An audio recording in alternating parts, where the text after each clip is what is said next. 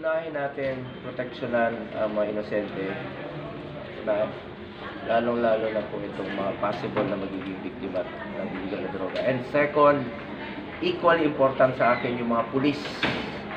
Ayaw ko pong makakita ng mga pulis na nakabulagta dyan dahil takot silang pumatay ng mga kriminal.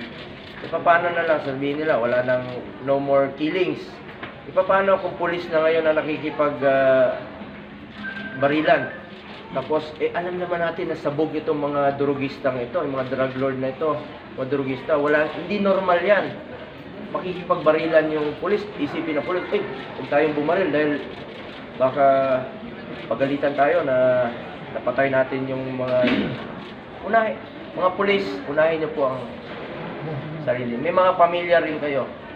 Suportado namin kayo ni Pangulong Duterte. Not only now, sa future, even before, alam niyo yan, basta in line of duty, duty connected, full support po kami ni Pangulong Duterte. Ayaw namin ang pulis yung nakabulagta dyan at iiwanan ninyo ang pamilya ninyo dahil kaharap niyo itong mga drugistang sabog.